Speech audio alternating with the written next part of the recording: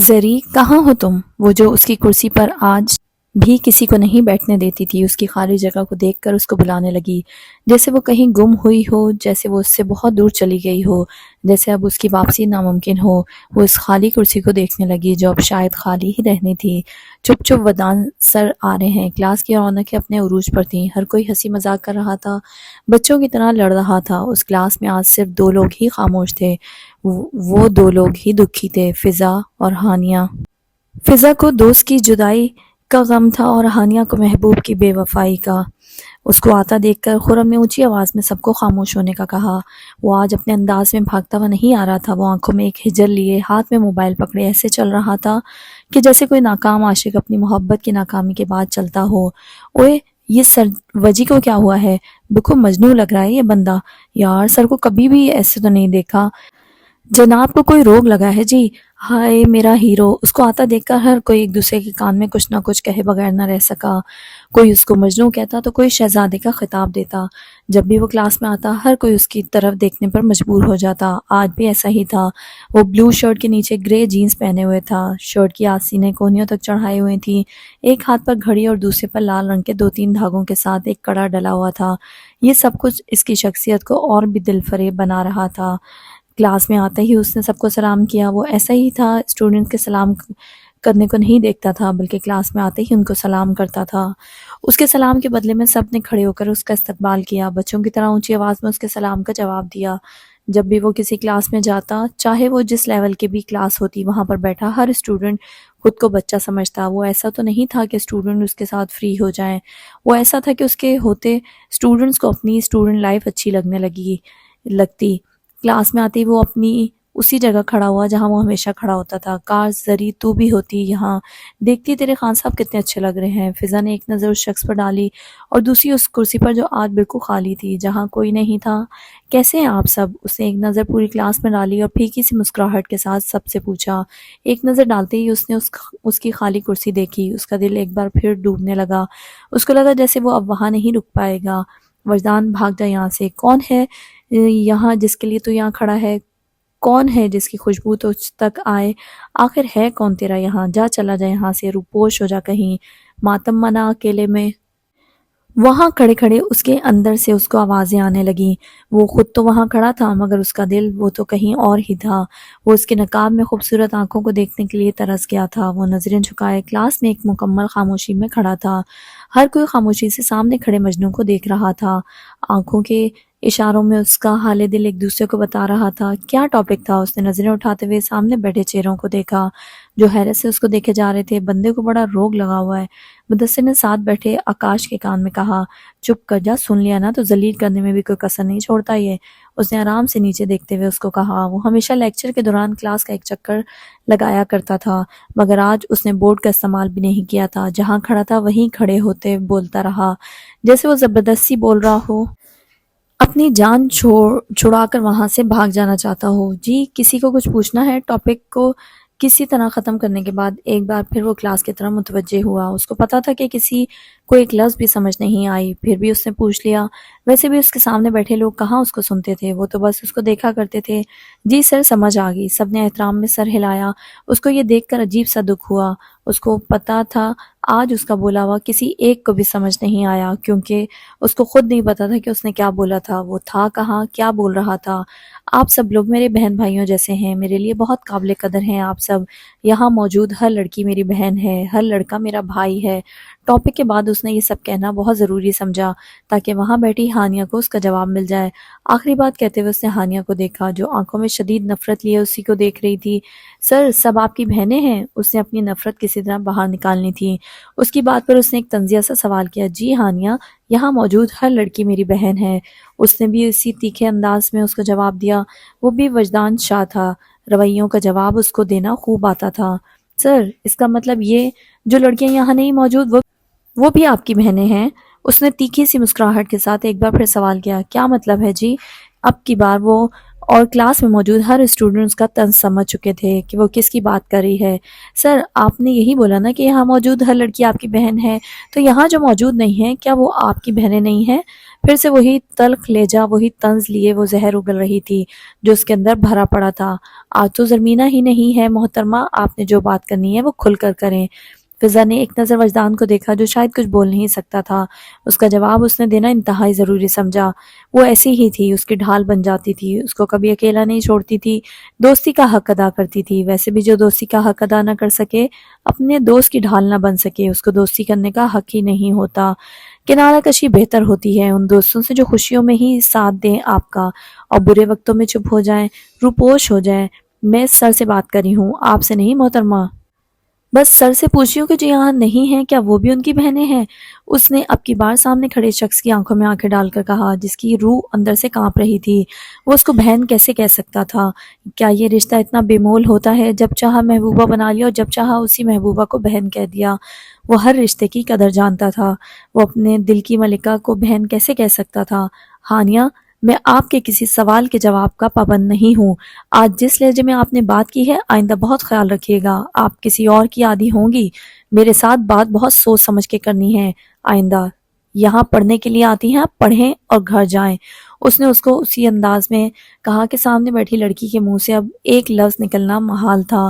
سب کو پتا تھا جب بھی وجدان ذلیل کرنے پر آتا ہے وہ دنیا کے کسی بندے کا لحاظ نہیں رکھتا۔ اگر ٹاپک سے ریلیٹڈ کسی نے اور کچھ پوچھنا ہے تو پوچھ سکتے ہیں۔ اس نے اپنا موبائل ہاتھ میں پکڑا اور سب کو دیکھنے لگا۔ نہیں سر، سب کلیئر ہے، اوکے، خدا حافظ۔ وہ ہاتھ میں موبائل پکڑے وہاں سے نکلنے لگا۔ اس نے اس کو بہن نہیں کہا تھا، بھری محفل میں اس کے اور اپنے جذباتوں کی تذلیل نہیں کی تھی۔ ڈاکٹر صاحب، زرمینہ کی حالت بہتر ہونے کے بجائے اور خراب ہو رہی ہے۔ ایسا بھی کیا ڈپریشن کہ وہ آج 3 دنوں سے ہوش میں ہی نہیں آ رہی؟ ابراہیم صاحب ڈاکٹر کے کیبن میں بیٹھے پریشانی اور فکر مندی سے ان سے پوچھ رہے تھے۔ ابراہیم صاحب، آپ میرے پاس نہ بھی آتے تو میں آپ کو خود بلانے والا تھا۔ بچی کی حالت دن بدن اور خراب ہوتی جا رہی ہے۔ مسئلہ صرف ڈپریشن نہیں ہے، ہمیں اور بھی بہت کچھ شکوک ہیں۔ آپ کو پتہ ہے مانسہرہ میں ایسے ذرائع نہیں ہیں کہ ہم اس چیز کا ٹیسٹ کر سکیں جس کا ہمیں شک ہے۔ کیا مطلب ہے ڈاکٹر صاحب؟ کیا شک ہے آپ کو؟ کیا ہوا ہے میری بیٹی کو؟ ڈاکٹر صاحب کے چہرے کے بدلتے ہوئے تاثر نے اور ان کی باتوں نے سامنے بیٹھے باپ کو مزید اندھیروں کی وادیوں میں دھکیل دیا۔ ابراہیم صاحب، میں ایک ڈاکٹر ہونے کے ناطے آپ سے کچھ بھی نہیں چھپانا چاہتا، مگر میں صرف شک کی بنیاد پر اتنی بڑی بات نہیں کہہ سکتا۔ میں آپ کو یہی مشورہ دوں گا، آپ بچی کو ایبٹ آباد لے جائیں، وہاں آپ کو اصل بیماری کا پتہ چل جائے گا۔ اگر وہاں بھی نہیں ہوا تو پنڈی یا پشاور لے جائیے گا۔ مگر ڈاکٹر صاحب، زمینہ گل کو ہوا کیا ہے؟ انہوں نے کانپتے ہاتھوں کے ساتھ پوچھا، سفید ہوتے ہونٹوں سے پوچھا۔ دیکھیں ابراہیم صاحب، میں شک کی بنیاد پر کچھ بھی نہیں کہہ سکتا، بس میں یہی کہوں گا کہ آپ کل کے بجائے بچی کو آج ہی ایبٹ آباد لے جائیں۔ جی ڈاکٹر صاحب، میں ابھی ہی اس کو لے کر جاتا ہوں۔ وہ وہاں سے اٹھے، لڑکھڑاتی ٹانگوں کے ساتھ دیوار کو ہاتھ لگاتے ہوئے اس کے کمرے سے نکلے جہاں ان کا دم گھٹنے لگا تھا۔ ان کو لگا ان کے دل پر کسی نے ایک بھاری سیل رکھ دی ہے، ایک بھاری پتھر رکھ دیا ہے۔ بابا جان کیا ہوا ہے آپ کو؟ ان کو دیوار کے ساتھ ہاتھ لگاتے ہوئے چلتا دیکھ کر شہاب ایک دم آیا، باپ کو اپنے گلے سے لگایا۔ وہ باپ جو کبھی نہیں رویا تھا آج اونچا اونچا رونے لگا۔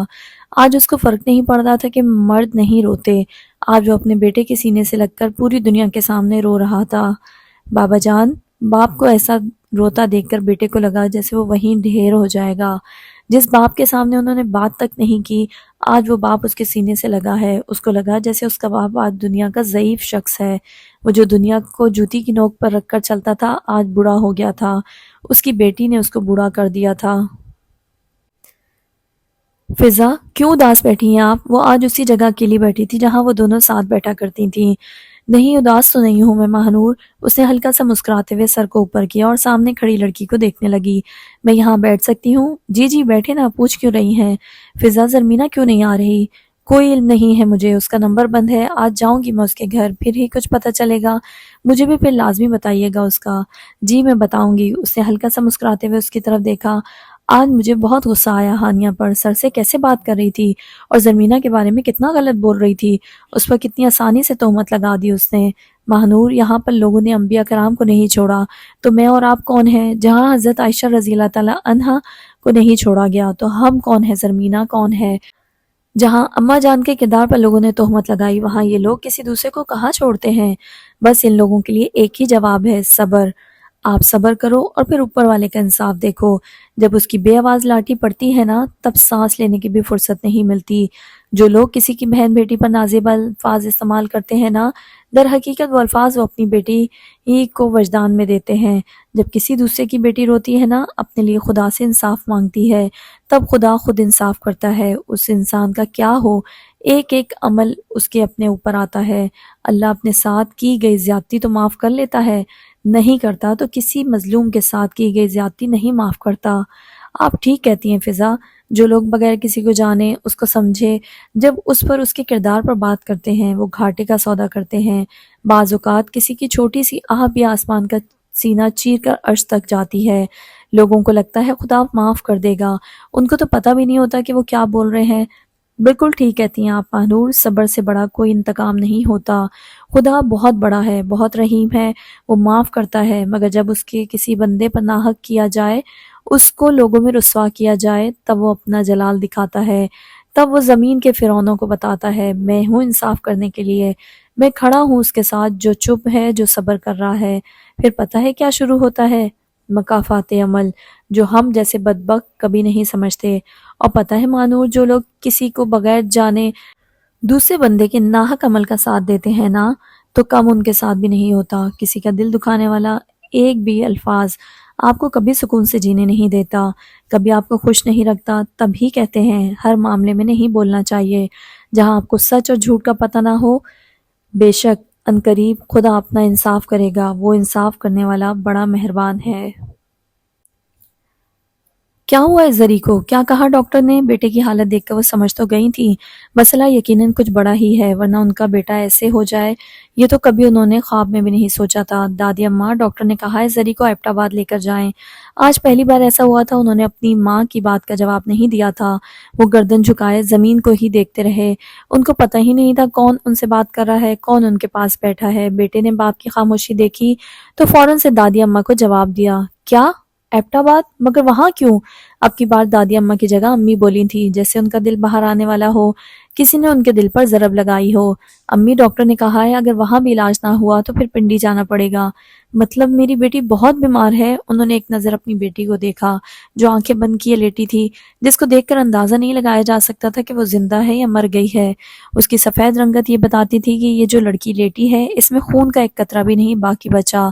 وہ بہتے اشکوں کے ساتھ بیٹی کے پاس گئیں، اس کا ماتھا چوما، اس کے بال پیچھے کیے، دوپٹہ آگے کیا جو سر سے تھوڑا سا پیچھے ہو گیا تھا۔ وہ لیٹے ہوئے بھی پردہ تھی، پاک تھی، اس کا ایک بال بھی کسی نامحرم نے نہیں دیکھا تھا۔ اس کی بے ہوشی میں بھی اس کی ماں نے اس کے سر سے دوپٹہ نہیں اترنے دیا تھا۔ وہ ایسے ہی دوپٹہ لیے لیٹی تھی کہ اس کا ایک بال بھی کوئی نہ دیکھے۔ زرمینہ، ٹھیک ہو جاؤ نا، دیکھو سب پریشان ہیں، تمہارے بابا جان کتنے پریشان ہوتے ہیں تمہارے لیے، کب آنکھیں کھولو گی تم؟ انہوں نے روتے ہوئے اس کا ہاتھ پکڑا، جس ہاتھ میں جگہ جگہ کنولے کی سوئیوں کے نشان بنے تھے، جیسے کسی نے اس کے ہاتھ پر جگہ جگہ سوئیاں چبوئی ہوں۔ انہوں نے اس کا ہاتھ کو اپنے منہ کے ساتھ لگایا، پھر اپنے لبوں کے پاس لے گئیں اور اونچا اونچا رونے لگیں، جیسے ان کی بیٹی مر گئی ہو اور انہیں اچانک اطلاع ملی ہو۔ رقیہ میری بچی، حوصلہ رکھو۔ دادی اماں بینچ سے اٹھ کر ان کے پاس گئیں، ان کو اپنے دل سے لگایا، اپنی پوتی پر ایک نظر ڈالی اور آنکھیں بند کر لیں۔ ان کو لگا اگر وہ دوسری نظر ڈالیں گی تو وہ یہیں نیچے گر جائیں گی۔ اماں آپ دعا کریں نا ہماری زرمینہ ٹھیک ہو جائے۔ رقیہ بیگم نے روتے روتے ان کو دیکھا جو خاموش آنسو بہا رہی تھیں، اپنی پوتی کو دیکھ رہی تھیں۔ زرمینہ گل، اللہ تمہیں تمہاری دادی کی عمر لگائے، میں مر جاؤں تمہاری جگہ، تم ٹھیک ہو جاؤ زرمینہ، میرے ابراہیم کے لیے ٹھیک ہو جاؤ۔ انہوں نے ایک نظر اس کو دیکھا، پھر اپنے بیٹے کو دیکھا جو گردن جھکائے کسی روگی کی طرح بیٹھا تھا۔ ان کو لگا ان کا کلیجہ پھٹ جائے گا۔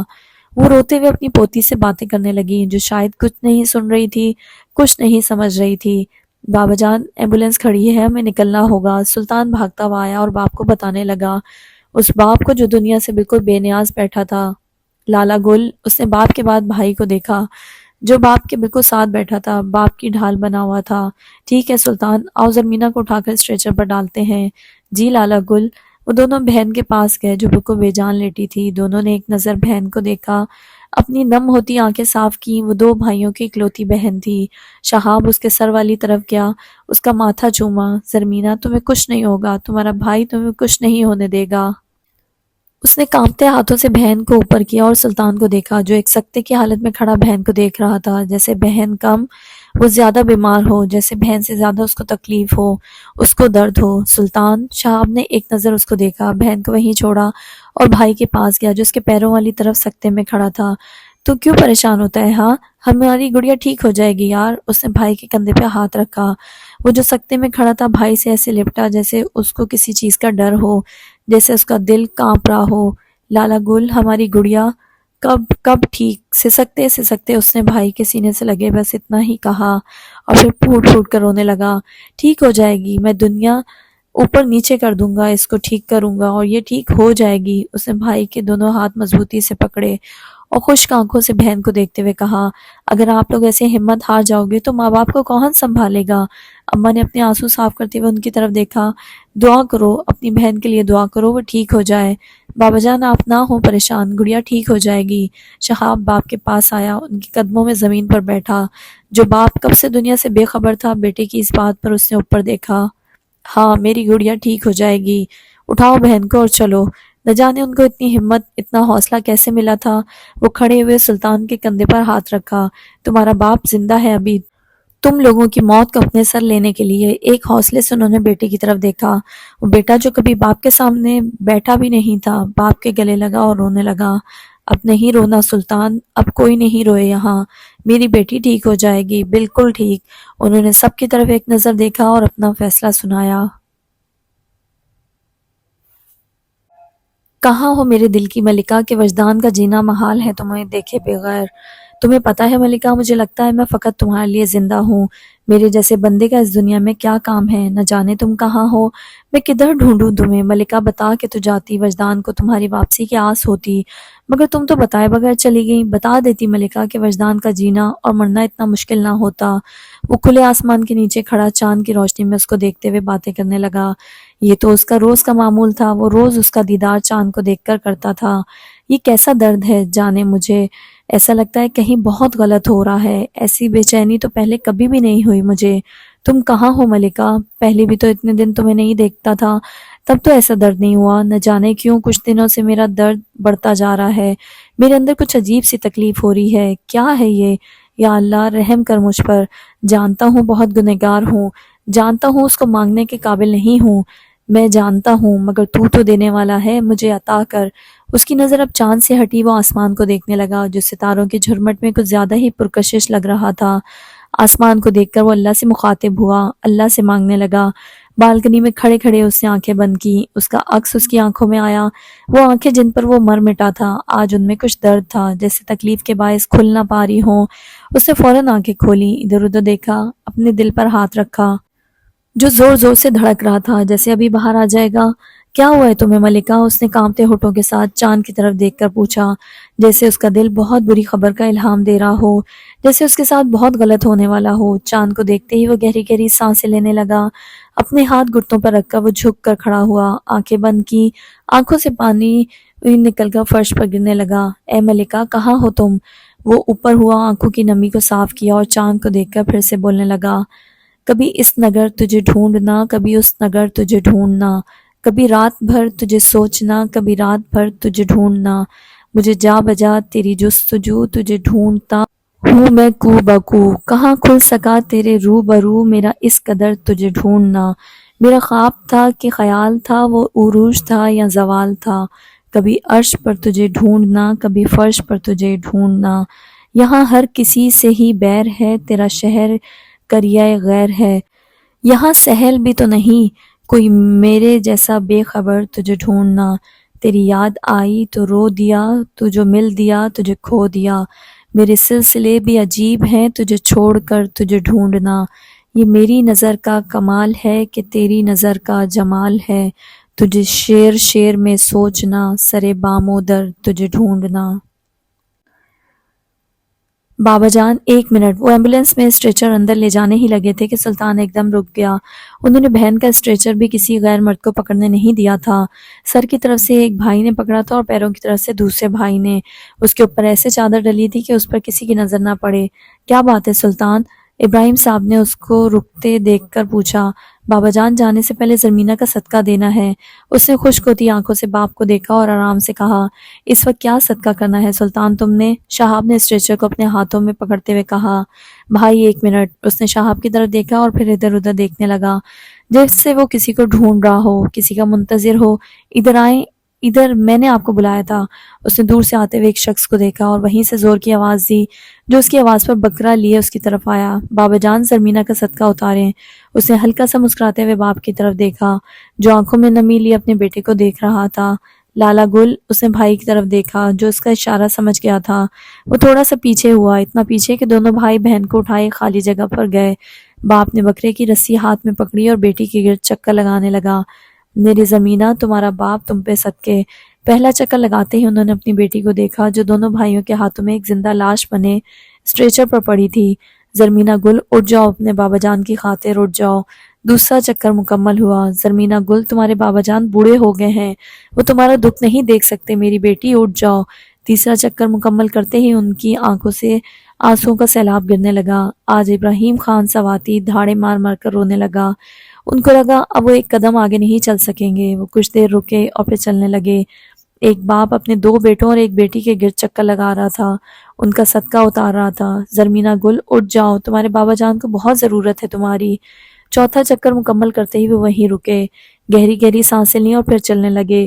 زرمینہ گل، اپنی ماں کے لیے اٹھ جاؤ، اپنے بھائیوں کے لیے اٹھ جاؤ جو اتنے لاڈوں سے تمہیں اٹھائے کھڑے ہیں۔ پانچواں چکر لگاتے ہی وہ بکرا ہاتھ میں پکڑے اپنے پاؤں کی بھل وہیں زمین پر بیٹھ گئے۔ آج ایک باپ ہی سمجھ سکتا تھا ایک باپ پر اس وقت کیا گزرتی ہے جب وہ اپنی بیٹی کی زندگی کا صدقہ اپنے ہاتھوں سے دیتا ہے۔ زرمینہ گل، میں اب نہیں چل سکتا بچے، میں ضعیف ہو گیا ہوں۔ کانپتی ٹانگوں کے ساتھ وہ پھر اٹھے اور 6واں چکر مکمل کیا۔ زرمینہ گل، اٹھ جاؤ، اپنے بابا کے مرنے سے پہلے اٹھ جاؤ۔ مجھ سے پہلے نہیں مرنا زرمینہ گل، میرے بیٹے تو باہر کے ہیں، تم میری بیٹی میری چارپائی کے پاس بیٹھنا، اپنے بابا جان کی میت پہ آواز دے دے کر رونا، اپنے بابا کا ماتم منانا۔ تم نہیں ہوگی تو کون میری میت پر ماتم کرے گا؟ کون میری میت پر بابا جان کہہ کر روئے گا؟ میرے بچے، بابا جان سے پہلے نہیں مرنا۔ آج ایک باپ اپنی بیٹی کا صدقہ اتار رہا تھا، اپنی بیٹی کے گرد 7 چکر لگا رہا تھا۔ وہاں پہ موجود ہر شخص وہ نظارہ دیکھ رہا تھا۔ وہ منظر ہر ایک کو رکنے پر مجبور کر رہا تھا۔ جو ایمرجنسی میں جانے کے لیے بھاگ رہے تھے وہ بھی وہاں رک رک کر دیکھ رہے تھے۔ 2 بھائیوں کو دیکھ رہے تھے جو اپنی بہن کو ہاتھوں پر اٹھائے آنسوں کا سیلاب لیے کھڑے تھے۔ آج لوگ ایک باپ کو دیکھ رہے تھے جو اپنی اولاد کے گرد ہاتھ میں بکرا پکڑے 7 چکر لگا رہا تھا، نہ جانے اس کے صدقے میں بکرا قربان کر رہا تھا یا اپنی جان۔ اماں، آپ نے بہت اچھا کیا جو میرے ساتھ آ گئیں۔ فیروز صاحب نے ماں کو ہاتھ سے پکڑ کر بیڈ پر بٹھاتے ہوئے کہا، میرا ایک سیکنڈ دل نہیں لگے گا یہاں فیروز، میرا دل ادھر ہی میری زرمینہ میں لگا ہوا ہے۔ اللہ میری زرمینہ کو زندگی دے بس۔ انہوں نے روتے ہوئے دونوں ہاتھ اوپر کیے اور دعا مانگنے لگیں۔ اماں، وہاں بھی تو آپ نہیں جا سکتی نا، ابراہیم بیچارہ خود کو ہی نہیں سنبھال سکتا، وہاں سفروں میں آپ کو کیسے سنبھالتا؟ نہ جانے ان کو کتنا وقت لگے ادھر، کیا پتا وہاں سے پنڈی یا پشاور بھیج دیں زرمینہ کو۔ انہوں نے پریشان ہوتے ہوئے ماں کو کہا جو کب سے دونوں ہاتھ اٹھائے بیٹھی تھیں، ٹھیک کہتے ہو تم فیروز، بس میں یہ کہتی ہوں میری بچی ٹھیک ہو جائے، ٹھیک ہو کر گھر آئے، میری آنکھیں اس کو بولتا ہوا دیکھیں۔ بہو آج میٹھا پکانا، اس پر دعا کر کے پورے محلے میں بانٹنا۔ انہوں نے آنکھوں سے آنسو صاف کرتے ہوئے بہو کو کہا جو ان کے پاس ہی بیٹھی تھیں، اماں میں خود زرمینہ کی صحت یابی کے لیے ختم پڑھواؤں گا، میں نے دیگوں کا کہہ دیا ہے، کل مسجد میں قرآن خوانی کرواؤں گا، اللہ اس کے وسیلے سے ہی ہماری بچی کو ٹھیک کر دے۔ آمین، آپ نے بہت اچھا کیا، ابھی تو وقت نہیں ہے، انشاءاللہ میں بھی کل گھر میں قرآن خوانی کرواؤں گی، اپنی بچی کے لیے دعا کرواؤں گی۔ بہت اچھا سوچا ہے تم دونوں نے، جب تک زرمینہ گھر نہیں آ جاتی پھر روز روز مسجد میں قرآن خوانی کروانا، اللہ میری بچی کو ٹھیک کر دے۔ زرمینہ، اللہ تمہیں سوتے ہوئے بھی دیر نہ کرے، خدا تمہاری آنکھیں مجھ سے پہلے نہ بند کرے میری بچی۔ اماں نہیں روئیں آپ کی طبیعت خراب ہو جائے گی، بس آپ دعا کریں۔ فیروز صاحب ماں کے قریب ہوئے ان کی آنکھوں سے آنسو صاف کرنے لگے۔ پلوشہ، زرمینہ گل کی یونیورسٹی کے دوستوں کو بھی بتاؤ، ان کو بھی بولو ہماری بچی کے لیے وہ لوگ بھی دعا کریں۔ اماں، میرے پاس تو اس کی یونیورسٹی کی کسی بھی سہیلی کا نمبر نہیں ہے، اس نے ان کی طرف دیکھتے ہوئے کہا، بس اماں جی آپ ہی دعا کریں، وہ ٹھیک ہو جائے گی، آپ پریشان نہیں ہوں۔ فیروز صاحب نے ان کے پیر دباتے ہوئے کہا۔ نیند اس کو نصیبوں سے ہی آتی تھی، بہت کم ایسا ہوتا تھا وہ سوائے सोए और चैन की नींद सोए। वो उसको सोचते सोचते कभी ज़मीन पर तो कभी सोफ़े पर सो जाया करता था। आज भी ऐसा ही हुआ था। वो ज़मीन पर ठंडे फर्श पर सोया था। वो उसके पास थी, बिल्कुल पास, उसके बाजू पर सर रखे बाल खोले लेटी थी। उसके दिल की धड़कन सुन रही थी। उसको अच्छा लगता था उसकी सांसों को अपने अंदर उतारना, उसके दिल की धड़कन सुनना। शाह जी जाने शाह। वो उसकी तरफ मुड़ा था। उसने अपना मुंह छुपा रखा था। वो उसका चेहरा नहीं देख पा रहा था। एक बात पूछूं मैं आपसे? जी मेरी मलिका, पूछो ना। उसने अपना हाथ उसके बालों पर रखा, हल्का सा, और उसकी तरफ मुड़ा। कितना प्यार करते हैं आप मुझसे? वो थोड़ा सा ऊपर हुई और सुरमई आंखें उसकी तरफ की और मुस्कुराते हुए पूछने लगी, ये आप पूछती हो मलिका, जिसकी खातिर वजदान पूरी पूरी रात सोया नहीं है, जिसको उसने सजदों में मांगा है। मेरी मोहब्बत की कोई हद नहीं है मलिका। इतनी मोहब्बत करता हूँ, इतनी कि अगर मेरी मलिका बोले मर जाओ तो मैं उसी वक्त मर जाऊंगा। अगर मैं मर जाऊं तो? कुछ देर की खामोशी के बाद उसने सर उठाकर पूछा। बोलते ही उसको लगा जो धड़कन वो सुन रही थी वो रुक गई है। उसका गोल दायरे में बनाता हाथ वहीं रुका। वो ऊपर हुई, उठकर बैठी। शाहजी, उसने कांपती आवाज के साथ उसको बुलाया। उसके मुंह के गिर्द अपने दोनों हाथ रखे। नीचे हुई उसकी सांसों को महसूस करने लगी, मगर वहां तो एक लाश पड़ी थी जिसकी सांसें रुक गई थी, दिल की धड़कन थम गई थी। मलिका, तुम मर गई तो वजदान ऐसे ही मर जाएगा। उसने आंखें खोली, सामने बैठी उस लड़की को देखा जो भूल गई थी कि उसने क्या कहा था। सामने लेटे शख्स ने उसको अपनी मौत का मंजर बताया था। उसकी आंखों से आंसू गिरने लगे। एक बार फिर उसने उसके दिल पर सर रखा। जो धड़कन थम गई थी एक बार फिर चलने लगी। उसका दिल एक बार फिर धड़कने लगा। वो धड़कन सुनकर ऊंचा ऊंचा रोने लगी। उसकी सिसकियों की शिद्दत इतनी थी कि पूरे कमरे में उसको सिसकियां सुनाई देने लगी। मलिका, नहीं रो मलिका। मलिका, क्यों रो रही हो? मलिका, चुप हो जाओ। मलिका, क्यों रोती हो? नहीं रोते ऐसे। वो अपना सर इधर से उधर करने लगा। इसका पूरा वजूद दर्द से कांपने लगा। उसके जिस्म से पसीने की नहरें जारी होने लगी। वो पसीने में नहाने लगा। वो सिसकियां और तेज होने लगी। मलिका, उसने एक जोरदार चीख लगाई और ऊपर को होकर बैठा, अपने दोनों कानों पर हाथ रखा। जल्दी जल्दी लाइट लगाई, कांपते हाथों के साथ गिलास उठाया और पानी पीने लगा। न जाने उसने कितने ही गिलास पानी पिया था। बेड के पास पड़ा सारा जग उसने खाली कर दिया था। अपने दिल पर हाथ रखे वो पीछे होकर लेटा। मलिका, तुम मर गई तो वजदान भी मर जाएगा। तुम्हारी मौत की खबर से ही उसकी सांसें रुक जाएंगी, उसके दिल की धड़कन थम जाएगी। मलिका, वजदान की सांसों के लिए जीना, उसने कांपते होठों के साथ कहा। फिर कमरा देखने लगा जहां उसके सिवा कोई और मौजूद नहीं था, सिर्फ वही था और उसके ख्वाब। उस ख्वाब के बाद वो रात भर नहीं सोया। उसके दिल में कुछ अजीब सी उलझन थी, कुछ अजीब सी बेचैनी उसको चैन नहीं लेने दे रही थी। वो पूरी रात जागता रहा। कभी बालकनी में जाकर खड़ा होता, कभी जमीन पर बैठ जाता, कभी चांद को देखता रहता। इस दौरान न जाने उसने कितनी ही सिगरेट की डब्बियां खाली की थी। वो इतने सिगरेट पीने लगा था कि उसको लगने लगा था कि उसका अंदर खाली हो गया है। उसके फेफड़े खत्म हो चुके हैं। वो जमीन पर लेटा ही था कि उसको अजान की आवाज सुनाई दी। वो फौरन उठा, वुजू बनाया और मस्जिद की तरफ निकल पड़ा। रास्ते में जगह जगह उसे लगता जैसे वो गिर रहा है। उसकी टांगें उसका साथ छोड़ने लगी। वो नीम अंधेरे में टकरे खाता हुआ जा रहा था। कभी जमीन पर बड़े पत्थर से अटक जाता और नीचे गिर जाता। उसको लगा जैसे उसको जानबूझकर गिराया जा रहा है, उसको जानबूझकर ज़ईफ किया जा रहा है। उसका अंदाज़ा हो गया था कि वो अपनी जवानी में ही सदियों पुराना हो गया है। उसकी उम्र के मर्द तो अभी हंसते हैं, खेलते हैं, मगर उसकी हंसी इतनी बेमायने क्यों हो गई है? उसका वजूद इतना ज़ईफ क्यों हो गया था? क्या अब भी उसकी उम्र है छोटे छोटे पत्थरों के साथ टकरा कर गिर जाने की? क्या ये उम्र उसको गिरने वाली है? वो तो हजार लोगों को सहारा दिए हुए है। उसका एक वजूद न जाने कितने ही घरों का चूल्हा जलाता है। कितने ही लोग उस एक वजूद की बदौलत पड़ते हैं। कितनी ही बेटियों की शादियां उस एक वजूद के होने से होती हैं। वो तो कभी मांगने वालों को खाली हाथ नहीं लौटाता। इज्जत से बगैर दुनिया को बताए इतने काम करता है। हजारों लोगों की दुआएं लेता है। फिर वो कैसे इन ठोकरों से गिर रहा है? फिर वो कैसे अपना वजूद घसीट घसीट कर मस्जिद तक पहुंचा रहा है? क्या ये वही वजदान है जिसके चेहरे से मुस्कुराहट कभी मद्धम नहीं हुई? क्या ये वही वजदान है जो अपने साथ साथ हजारों लोगों को हंसने पर मजबूर कर देता था? क्या ये वही वजदान है जो महफिल की जान हुआ करता था? या अल्लाह, मुझे बस मस्जिद के गेट तक पहुंचा दे, उससे पहले मेरी सांसें ना रोकना। उसने गली की दीवार के साथ हाथ लगाते हुए कहा, जिसका रास्ता मस्जिद के गेट तक जाता था। वो एक एक कदम गली की दीवार का सहारा लिए उठा रहा था, जैसे कोई बूढ़ा, बहुत बूढ़ा इंसान मस्जिद तक पहुंचने की कोशिश कर रहा हो।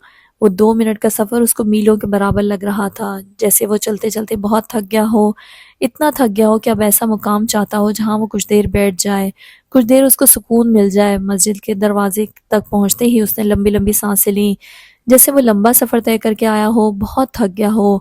وجدان، مولوی صاحب نے اس کو مسجد کے دروازے کے ساتھ ٹیک لگائے دیکھا۔ وہ کچھ ہی لمحوں میں وہاں بیٹھنے والا تھا، اس دروازے کے بالکل سامنے۔ کیا ہوا ہے وجدان؟ انہوں نے اس کو اپنے بازو کا سہارا دیا جو گرنے کو تھا، جس کی آنکھیں بند ہونے کو تھی۔ اندر آؤ وجدان، انہوں نے اپنے بازوؤں کے سہارے سے لاتے ہوئے اس کو کسی طرح مسجد کے اندر کیا۔ اس کو لگا مسجد میں قدم رکھتے ہی اس کے دل میں سکون اتر آیا ہے، اس کے بے جان جسم میں جان واپس آئی ہے۔ مولوی صاحب میں ٹھیک ہوں اب، اس نے اپنے دل پر ہاتھ رکھتے ہوئے خود چلنا شروع کیا۔ وہ آہستہ آہستہ چلتا ہوا ممبر شریف تک پہنچا جہاں مولوی صاحب بیٹھا کرتے تھے، اور وہ ان کے پیروں کے پاس بیٹھا کرتا، کبھی کبھی عقیدت سے ان کے پاؤں بھی دبا دیا کرتا، جیسے کوئی چھوٹا کسی بزرگ کے پاس بیٹھا ہو اور ان کی باتیں سن رہا ہو اور ساتھ ہی اس بزرگ کے پاؤں بھی دبا رہا ہو۔ کیا ہوا ہے وجدان؟ مولوی صاحب آج ممبر پر نہیں بیٹھے تھے، اس کے پاس اس کے بالکل سامنے بیٹھے تھے۔ وہ اس کو دیکھ رہے تھے جو شاید کتنی ہی راتوں سے سویا نہیں تھا۔ وہ اس کو دیکھ رہے تھے جس سے سگریٹ کی مہک آ رہی تھی۔ انہوں نے ایک عرصے سے اس کے چہرے پر وہ مسکراہٹ نہیں دیکھی تھی جو زندہ دل لوگوں کے چہرے پر ہوتی ہے۔ وہ جانتے تھے اس وجدان میں اور اس وجدان میں زمین آسمان کا فرق ہے۔ وہ وجدان تو زندہ دل انسان تھا جو بات بات پر مسکرا دیتا، اونچا اونچا ہنس دیتا تھا، مولوی صاحب کو شعر سنایا کرتا تھا، ان کے ساتھ مذاق کرتا تھا، گپ لگاتا تھا۔ مولوی صاحب بتائیں نا، کبھی اسکول کے دور میں کسی لڑکی کو آنکھ ماری ہے آپ نے؟ مولوی صاحب اس کی اس بات پر ہنس دیتے، اگر کھڑے ہوتے تو پیروں کی جوتی اتار دیتے اور وہ بھاگ کر ان سے دور کھڑا ہو جاتا، دونوں کانوں کو شرارت سے پکڑتا اور مسکرا دیتا۔ مگر یہ جو وجدان ان کے سامنے بیٹھا تھا وہ تو ہنستا ہی نہیں تھا، ہر وقت مسجد کے پلر کے ساتھ ٹیک لگائے گردن جھکائے بیٹھا رہتا تھا۔ اس کو نہیں ہوش تھی کہ کون آ رہا ہے کون جا رہا ہے۔ مولوی صاحب بھی سامنے ہوتے تو سلام کر دیتا، نہیں تو بیٹھا رہتا، بغیر کچھ پڑھے وہ کتنے ہی گھنٹے وہاں گزار دیتا اور بغیر مانگے پھر اٹھ جاتا، جیسے اس نے پہلے سے بہت کچھ مانگا ہے اور اسی کے قبول ہونے کا منتظر ہے۔ ان کو پتہ تھا اس کا دل مر چکا ہے، وہ جو اپنے لیے کچھ نہیں مانگتا وہاں پر ہر آتا جاتا اس کو دیکھتا اور ہاتھ اٹھا کے دعا کرتا۔ وہ ہر ایک کے دل میں گھر کیے ہوئے تھا، ہر کوئی اس سے محبت کرتا تھا، محلے کا ہر مسئلہ اس سے ڈسکس ہوتا تھا، مگر پیچھے کچھ عرصے سے وہ خود اپنے آپ میں نہیں تھا۔ جسم تو اس کا اپنا تھا مگر روح اس میں کسی اور کی تھی۔ وہ جس وجدان کو سب جانتے تھے وہ مر گیا تھا، وہ جو وجدان ان کے سامنے بیٹھا تھا وہ تو کوئی روگی تھا، کوئی دیوانہ۔ وجدان، اتنی محبت تم اللہ سے کرو، کیا کچھ نہیں مل جائے تمہیں؟ مولوی صاحب نے اس کا جھکا سر دیکھ کر بہت نرم انداز میں کہا۔ مولوی صاحب کی اس بات پر اس نے اپنا سر اوپر کیا، اس کا دل ایک دم کانپا اور اس کپکپاہٹ میں اس کے پورے وجود کو اندر سے ہلا دیا۔